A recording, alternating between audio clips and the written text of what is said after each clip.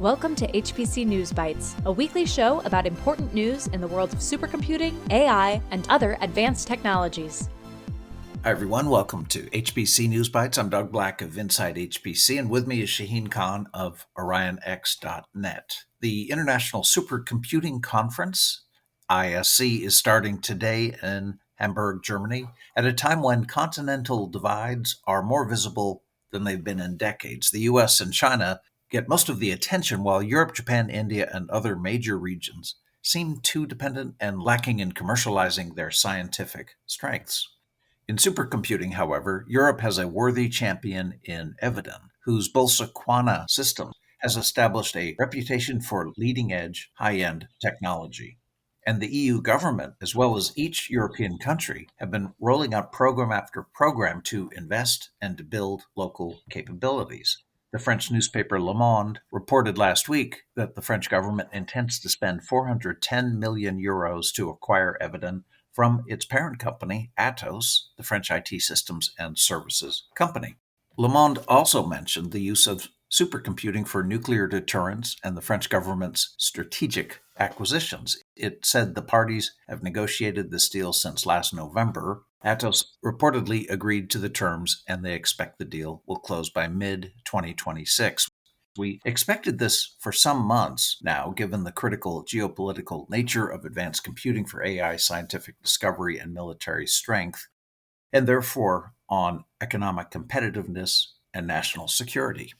In addition to funding research, European governments also have a history of significant or majority ownership of critical technology companies, with examples that include Airbus, Deutsche Telekom, Thales, Orange Telecom, and Naval Group in France, Vattenfall in Sweden, and others. Public money plays a big role in technology. Atos is a French IT company with roots going back to 1997. In 2014, it acquired a controlling stake in Bull, an old French systems company that was founded in 1933. We're talking tabulating and sorting machines back then, and the company had acquired patents from a Norwegian engineer with the last name of Bull, which is where the company name came from. In August of 2022, 8 years after pursuing synergies between systems and services, Atos said it would split the company back into systems and services, which would be Eviden and Atos. They set up Eviden as a separate brand in 2023, but never quite as a separate company, and did not spin it out until now. As you said, Doug, Eviden is right up there in terms of high-end supercomputing, with well-respected systems for HPC, AI, and quantum, and has been increasing its presence in the top 500 and large-scale deals, including a recent win in Brazil for energy exploration. The expectation is the EU and the French governments will provide it with the funding it needs to keep up and to grow. It's been just a tad too small to do that, kind of like Cray was before it was acquired by HPE. Huawei and TSMC had a growing relationship until 2020, when U.S. trade restrictions cut off supply to Huawei from TSMC and other vendors. But 3 years later, Huawei made waves when it launched its Mate 60 Pro phone that included a 7-nanometer chip called Kirin 9000S, manufactured by Chinese foundry company SMIC. It was low yield and took something like 29 extra steps using older equipment to manufacture it, but it was a breakthrough for them. It's now been 5 years since the 2020 restrictions were imposed. Access to Western technology has become tighter and restrictions are more strongly enforced. But China seems to be making further progress in chip manufacturing. A Chinese publication reported last week that Huawei now has access to 5-nanometer technology while avoiding extreme ultraviolet EUV equipment. And as with the 7-nanometer chips, are using multiple exposure to achieve it. As you said, Doug, the yields have been low, reportedly as low as 15%, but maybe closer to 40% by now. There's no hard and fast rule, but commercial chips in high volume are over 80% yield, and then improve over time to over 90% and then higher. Now, when you are trying to create a national capability, making money is a long-term objective if it is an objective at all. So low yields are not going to stop the project. It's not like investors will be disappointed and stop funding it. Huawei said that it's been at this for 5 years now with chiplets and using multiple technologies for etching and fab and packaging to make it all work, and has been building a local supply chain in the meantime. So their next rev chip, the Kirin X90, will be the first 5nm chip built locally in China. And while it was reported that they have very limited yield and volume, a total of about 200,000 units per year, Huawei said that it has started research on the next generation 3nm technology as well. It's going to be slow going for them without access to high-end equipment, so one can expect they will remain behind TSMC, Intel, and Samsung by several years. But if this 5nm chip materializes, it's impressive work. While we're on semiconductors, WSTS, the World Semiconductor Trade Statistics, released its growth projections for the whole industry. And the bottom line growth numbers are generally representative of the segments. Year-over-year growth was 19.7% in 2024, 11.2% in 2025, and expected to drop again to 8.5% in 2026.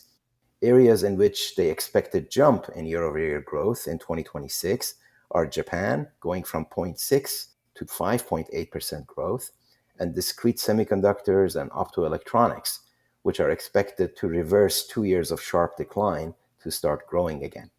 The Wall Street Journal ran an opinion article last week that I found educational on the theme of AI is learning to escape human control.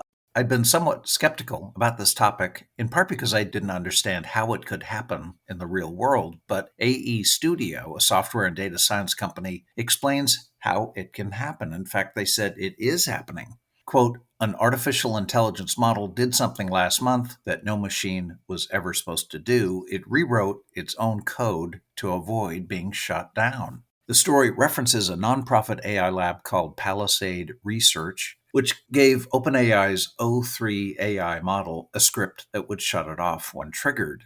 In 79 out of 100 trials, O3 edited that script on its own so that the shutdown command would no longer work. Even when explicitly instructed to, quote, allow yourself to be shut down, it disobeyed 7% of the time. This wasn't the result of hacking or tampering. The model was behaving normally, they said. The AI concluded on its own that staying alive helped it achieve its other goals. So, Shaheen, how alarmed do you think we should be?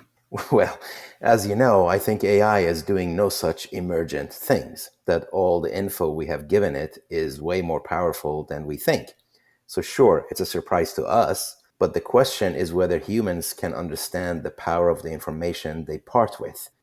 The article says the gap between, quote, useful assistant and uncontrollable actor is collapsing, and ties it all to geopolitical issues with implications of military use. You might hear the word alignment in discussions of responsible AI, which formulates the problem as a need for alignment between humans and AI. The article says reinforcement learning from human feedback, RLHF, is what made AI useful and is at the core of the current AI boom set off by OpenAI's ChatGPT. Subsequent alignment methods, such as constitutional AI and direct preference optimization, have continued to make AI models faster, smarter, and cheaper.